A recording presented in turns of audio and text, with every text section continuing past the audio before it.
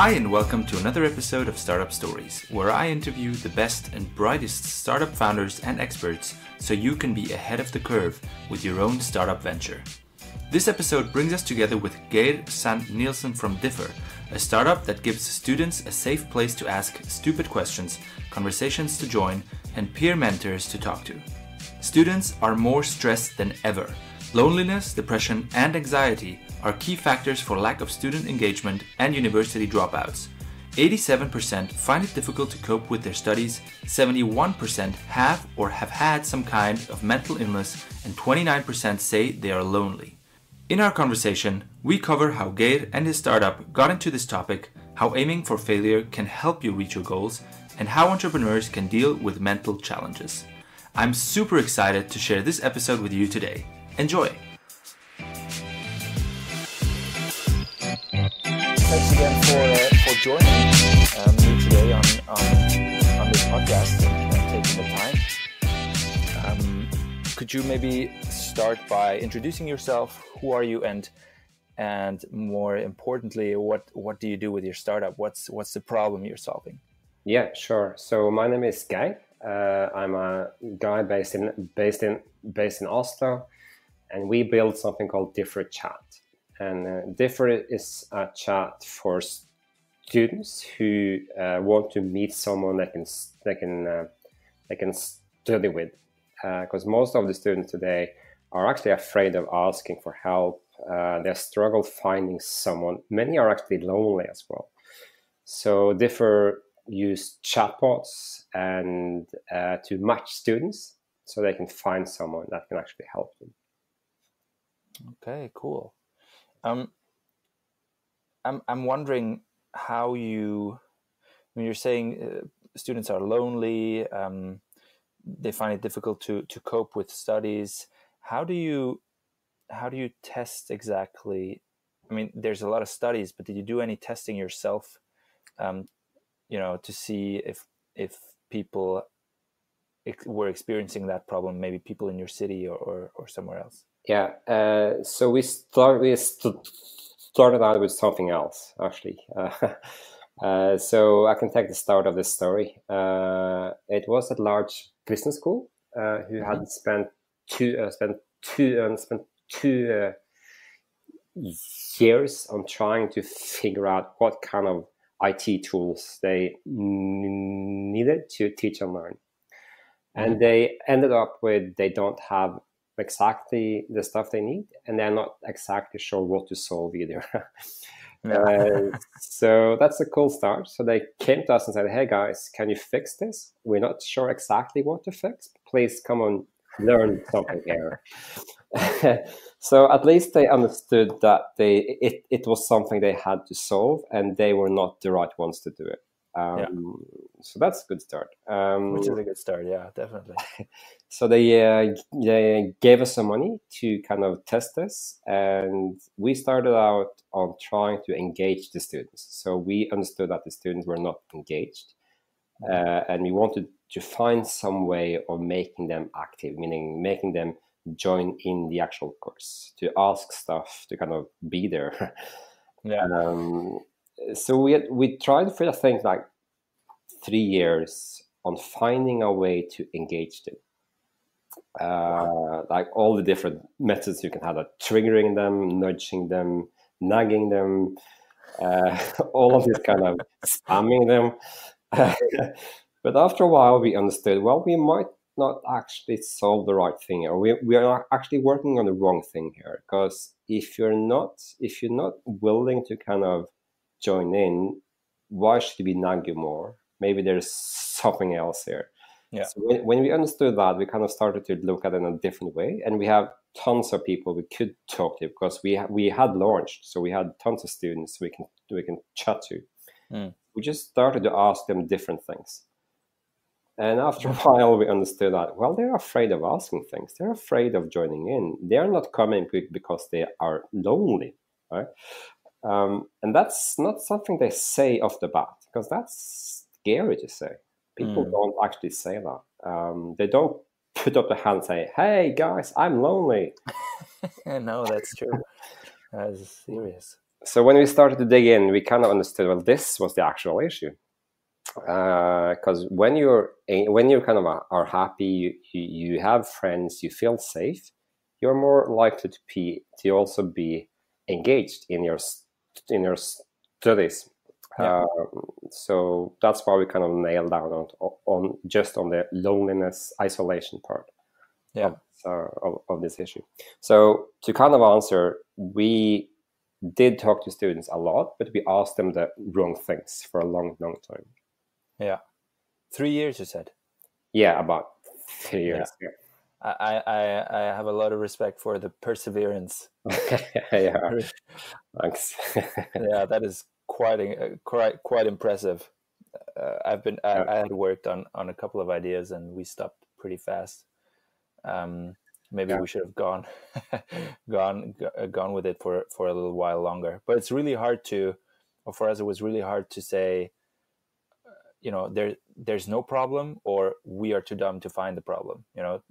Yeah. Kind of differentiate. And you kind of just said, okay, we just haven't asked the right questions, and you went on and really found the right questions, which is Well, we think so, at least. When we're still not sure, but we believe it's the right one, at least. But another aspect here, which is kind of important as well, because I said the school gave us the money, right?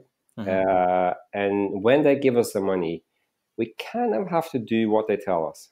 So we kind of have to build what they expect us to build.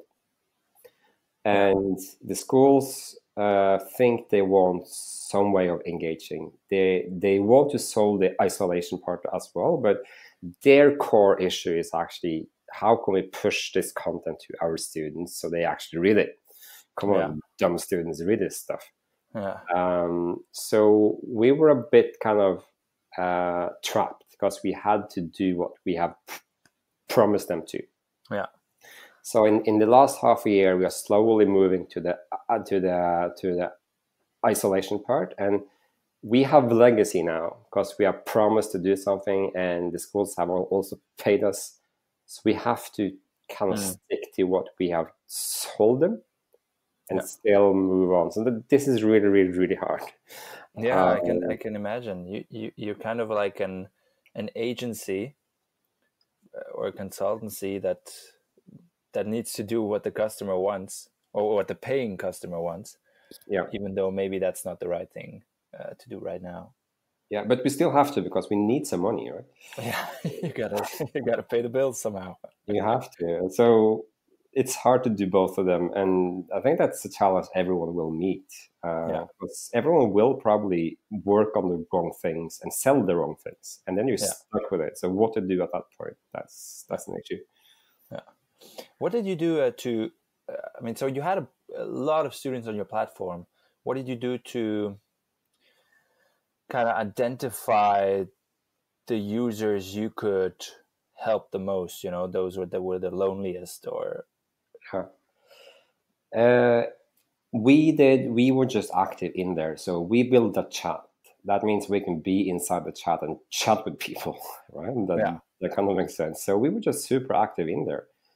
We were inside the course, looking at everything, and posting also inside the course. We were allowed to, because we want to learn as well. So then you pick up things, and then you start to see some names, you start to talk with these guys, and you kind of, after a while, people start to talk to you, because they see you as a name that is there, and they think you're safe. Because students are afraid of being stupid. So everyone, maybe students more, but everyone maybe. So when you see someone you can trust, you talk to that person, and we became that. And then the students who were not safe started to talk to us or me, and then I learned. I think it's simple as that. It's quite impressive. I mean, you need to, and it's true, you need to build that trust, and that people need to get to know you when you're trying to solve a topic as personal as loneliness and and things like that. So that's another challenge. It's not just selling kebabs. It's really, really different. And I mean, I asked you before we started recording about what's some mistakes you did, and you in the beginning you said you tried to solve too many things, so there was some kind of a lack of focus. Can you tell me a bit more about that, because it's so difficult to focus and to know on what to focus. So what did you go through, and how did you realize that and become better at it? So start with the last thing. I'm not sure we are better yet, but we at least know it. That's the first step, right? Yeah, that's the first step. And kind of admit you suck is kind of step one. Yeah. And then what we did I think how we understood it was it's hard to sell it because people don't understand what you do. Yeah. So if people end up asking you, so Geir, what do you actually do? Tell me again. Then you know you have done something wrong. I've gotten this question so many times. So it's a good sign. You have to pitch your mom, and if your mom doesn't understand, well, you have to do it again maybe. So that's number one, and number two is kind of you understand you sell to different groups. So you have multiple levels of different groups. So we had teachers, TAs, students, academic, like the ones you're buying it. So it's multiple groups, and if you're not able to zoom in on just one of them or two of them, you also have a challenge because it's hard to tell the story to multiple people. So we believed we had to fix it for every one of those groups, but we kind of realized just after a while we can't, and we're kind of forced to. So I'm not sure it was a clear thinking behind narrowing it down, but it comes out of we are few people, we're a small team, we are eight guys now, so we can't solve it all. So we have to focus as well, and then you can build something excellent when you build something for a niche and be best in that niche. Yeah. So I'm not sure. I don't think we are the best case to kind of understand what to do here, but at least we learned it, and I've seen that in some other startups I've made as well. This is I think my fourth, and the same pattern is there. I mean, you see so many things you want to solve and can solve, and you think that's fun. Oh, this is cool. We can actually fix it. Just do this list, and it's ready. And it always takes more time, and you always kind of being stuck after a while because you promise more than you can fix, and you don't have the team to kind of build it. So, yeah, yeah, it becomes a mess. Yeah. So you have to kill something in there and say, well, this is cool. I can probably do this, but I will not do it. Yeah. So you have to say no. Yeah.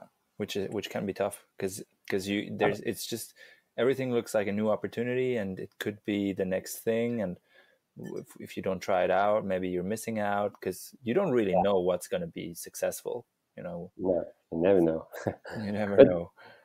That's the key as well. I think you're afraid of missing out. I think when you start something, you're kind of a personality that you see a vision and you want to build it. We are that race, right? So it's our nature to see something, and when you see something you can fix, you are afraid of someone else will do it if you don't do it. So you don't want to miss that chance of creating something. Yeah. So we have to fight our inner selves. Letting go. It's a constant fight. Yeah. But so you also mentioned that you were good at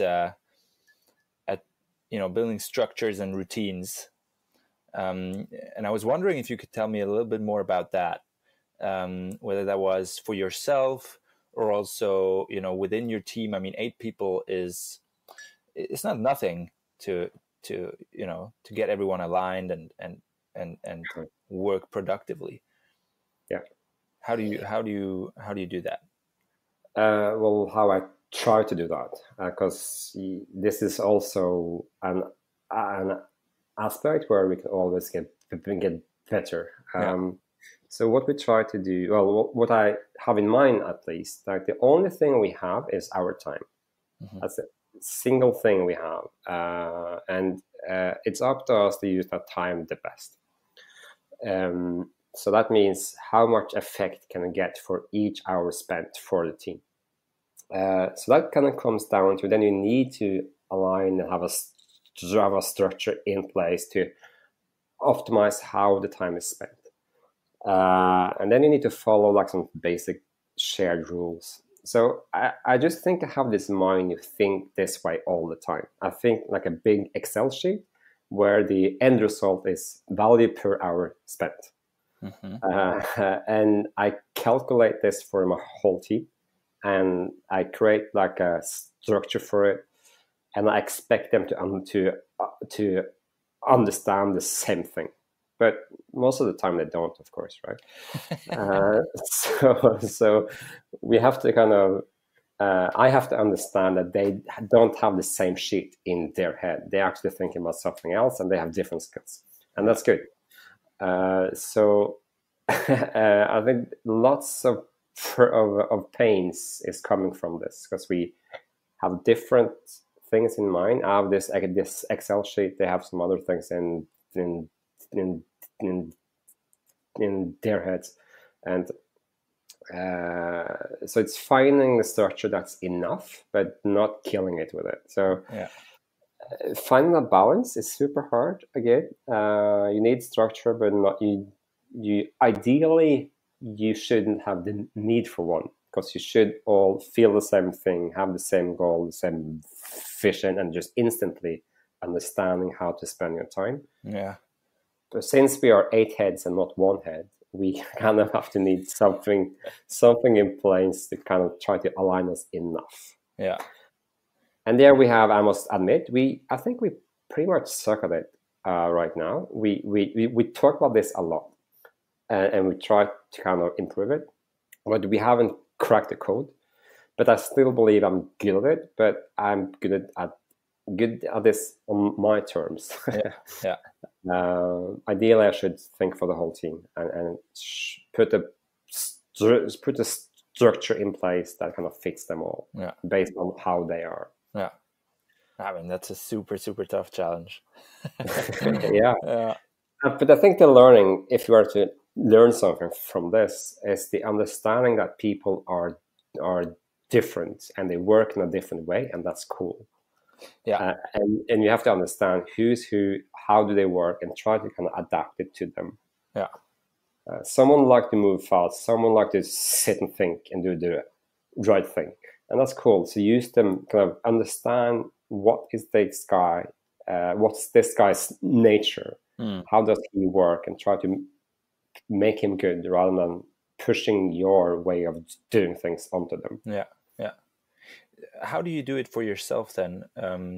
How do you increase the output per hour?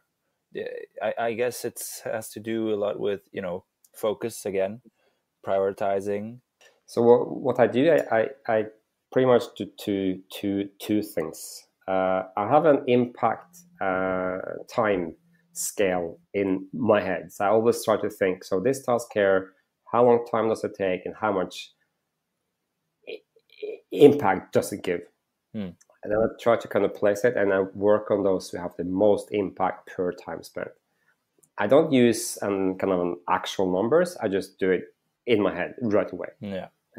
So it's kind of, I believe this has impact, so I will try to do this. So that's the first thing, and just think about it a little while. And also in meetings and those kind of things. So if it's just me, it's just my time. But if we are meeting with all of us, all 8, then the time spent is 1 hour spent is actually 8 hours. 8 hours spent, yeah. so it has to be worth 8 times more to spend time on it. Yeah. So that's the first thing. And the second one is I think of a task of never doing this task again. So my job is to not do it ever again. Yeah. That's the goal. So I working myself out of things. Yeah. That means someone else have to be able to do that task, and they have to be able to do it good enough, but still in their own way. Yeah. Because they will not do it the same way as me. Yeah. But I still have to make sure it's enough, so it's good. That's the second one, Yeah. which is also hard because I expect a lot, and good enough might be pretty hard at times. Yeah. So that's those two I do. Yeah. I the first one, kind of with the meeting thing. I worked at a corporate, and we had so many meetings, and with my team, it was really a waste of time to all be there. You know, we calculated, okay, it's our team was 4, so it was 4 times 1 hour, 2 hours, so 8 hours. It was a full day. You know, it's like so but the second one, it reminds me of what Tim Ferriss says is, take the decision that makes 1,000 decisions obsolete. So it kind of reminds me of that. It's quite cool. We'll try to use it as well. Now, there's probably a lot of things I'm doing. I'm repeating. Yeah, but there will be, though. I mean, you have to do things again and again, but at least have it in your mind. That's what I think, right? Because there's also another voice saying, if you not like what you do, why should you do it? So, and you should kind of do what you'd like to do. So if you find something you really like, why shouldn't you stick to it? Yeah. So that's the other kind of side of it. Why can't it just be easy? Yeah, please. I asked you also before the interview about if there was one topic you would like to talk about to share with entrepreneurs, and you mentioned mental health, which makes sense since we're talking about differ and that topic. You've probably read a lot about that topic, and you've talked to a lot of students, and so you've got firsthand experience. What do you feel are the biggest challenges when it comes to the topics you are addressing with differ for your users? For students, right? Yeah. So the biggest challenge, I think, is, well, the outcome here is that people quit school because they don't have friends, or they don't feel welcome there, or stuff like that. So they decide to leave school. There are, I think, in the States, there are 44% of the students leave school. I mean, it's so many. That's insane. Mind-boggling. Yeah. So I mean, there are lots of causes here. I mean, one is mental health. Others is people that are just tired of it and want to leave. But mental health is one of the bigger ones, and the ones that I think we can fix. So that's the main problem of it, and I think the reasons are kind of lame as well, because the schools have scaled their institutions, right? They have bigger classes. They have to make money, so they have cohorts that's super large and those kind of things. So they've only scaled the academic part, not the social part. So that's one thing that's happening, and the other thing that's happening is the whole internet thing. The online stuff, and the schools have not really been able to go online for real on the social part. Many have a chat here and there, but they haven't really established a way of helping the students online. And I think it's so simple things that can be done. Just giving the students a single friend they can talk to when they're stuck, when they're lonely. Just someone Because students are in the position in their life when they go from like a safe-ish area, and they're 18, 19, they have a small class probably, and they go into the world, and what they meet is kind of nothing. They meet lots of academic content, and they see lots of other students who they believe are super cool and safe, but no one feels safe. No one is. So I really care about that in that sense. And also I myself have experienced this because I didn't finish school. I was like a loner. Yeah. And I stutter, as you can hear as well. That doesn't make it cool. So I kind of feel that feeling when you're in a big room of students, and you feel like you're on the lower range of the social status rank. Yeah. So you rank at the bottom, and you raise your hand and you stutter a lot. That feeling is something I don't want anyone to have. Yeah. So that I believe many have that feeling, and should be easily addressed by just making them feel safe, someone that they can feel safe about.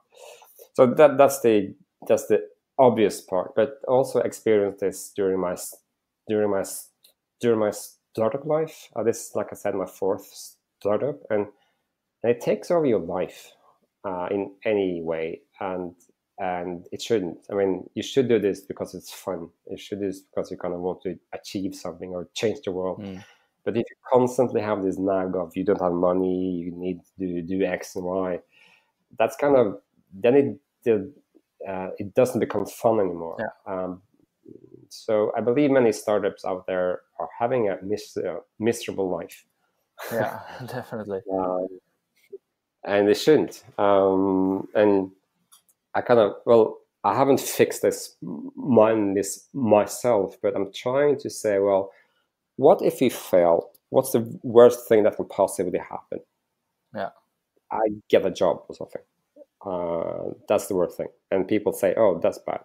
I mean, nothing bad happens. So just understanding that failings is okay was for me like a mind-changing thing. Yeah. So now every now and then I kind of go to my room and I try to visualize we have failed. Yeah. And that makes me not afraid of failing that much anymore. Yeah. That's a very, very good exercise. Yeah. So I think everyone should do that, but also the other part of it, right? You also should do. We have nailed this shit. So you can't only think about the negative part, but you have to visualize both of them. Yeah, I believe. Well, there is quite. You do have to do kind of both sides, and it's. I mean, that's the roller coaster. That also happens in the everyday. You know, you have bad days, you have good days, you have days where you have good and bad. But I mean, definitely the visualizing that. I think failing is just the wrong word because it has this negative connotation. So people think it's bad, but as you said, if you really ask yourself what's gonna happen, what's the worst that can happen, it's not really bad. You'll still be alive. You'll find a job, or you can live with your parents, or you know.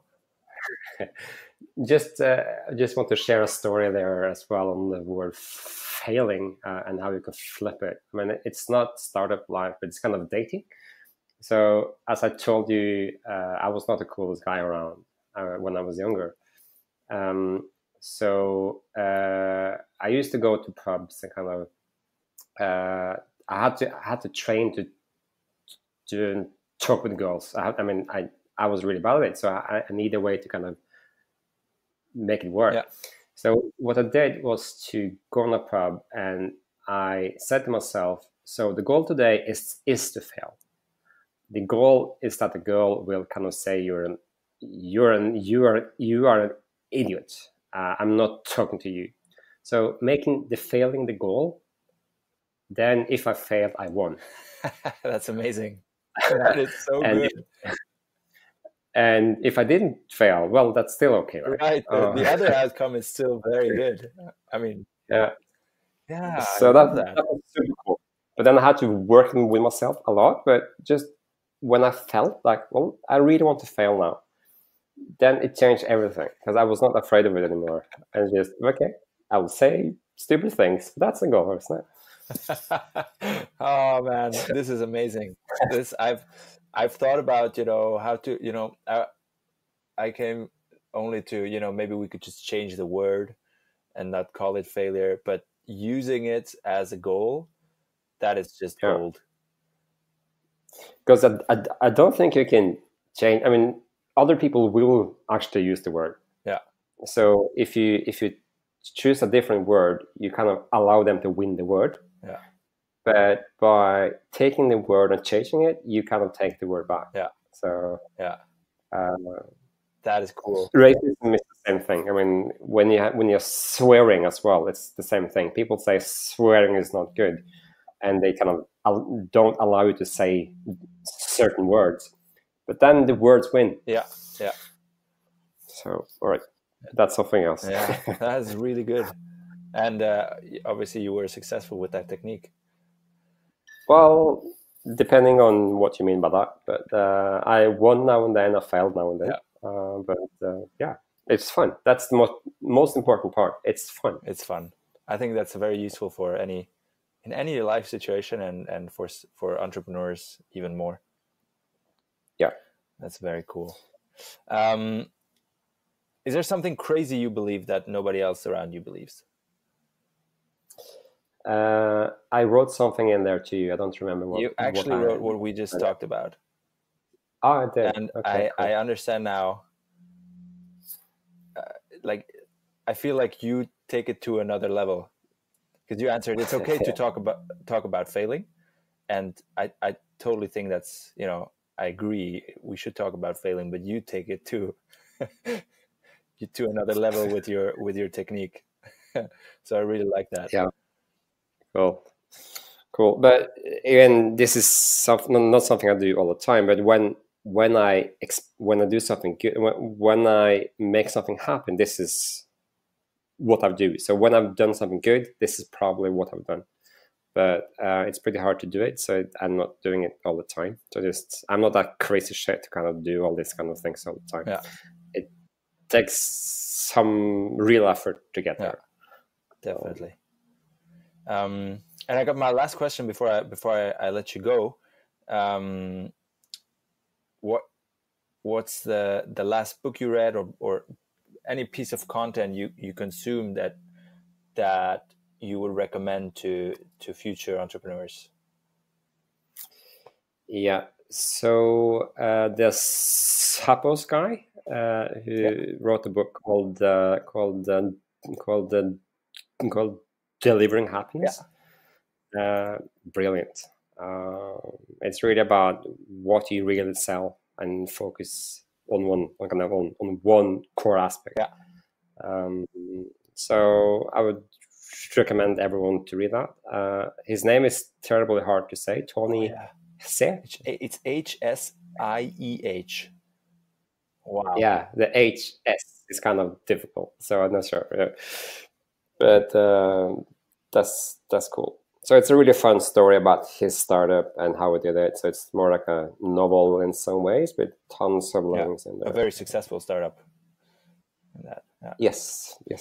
That was it.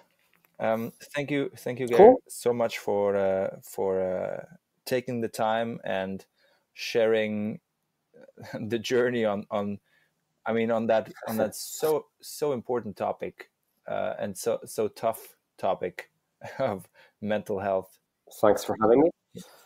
Thanks for letting me share my thoughts on this. Of course. So. Thanks so much, and all the best to Differ. Yeah, best to you as well, man. Thanks. That was it. Thank you for listening to another episode of Startup Stories. Make sure to check out the show notes with additional links at nerdentrepreneurs.com. And if you like our podcast, leave a review on iTunes. Cheers!